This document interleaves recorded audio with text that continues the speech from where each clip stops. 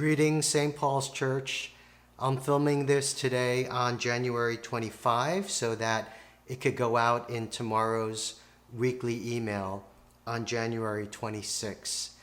And in today's daily devotional, from a devotional called Our Daily Bread, it has a really great passage. It focuses on Esther chapter 4, verse 14, which says, "Who knows but that you have come to your royal position for such a time as this?" Very well-known passage, and that's why I want to share it with you today. If you read the book of Esther, you know that she lived a difficult life. She became an orphan. Then her cousin Mordecai raised her, great name, Mordecai.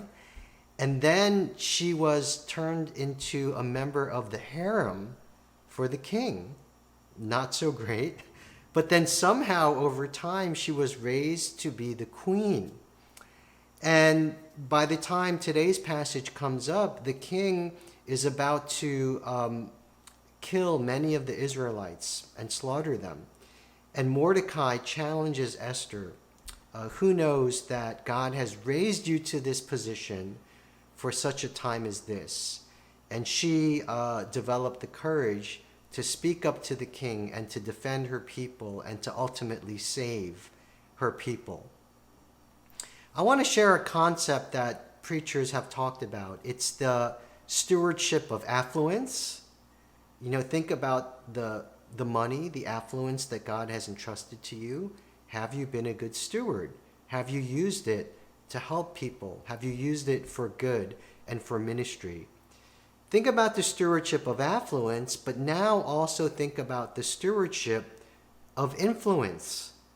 Think about the power and influence and the positions that God has given you so that you can make an impact here in the world. And ask yourself, have you been a good steward of your influence? I think most people, we sell ourselves short. We don't realize how much affluence God has given us and what an impact we can make with it. And we sell ourselves short. We don't realize all the influence that God has given us and how we can use it for good.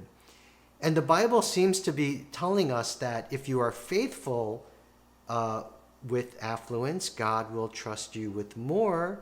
Because you were faithful with little, he will entrust you with more. And same with influence. If you are faithful with a little, God will trust you with more because you passed the test with the little things. I want to end with somewhat of a cliche you might have heard, but as you think about your affluence and you think about your influence, who knows but that God has raised you up for such a time as this. And here's the cliche: if not now, when? If not you, who? If not this, what? And I'm going to stop there because I forgot all the others that went with that. But really think about it. Has God raised you up for such a time as this that you can use your affluence or you can use your influence to help other people, possibly to save other people?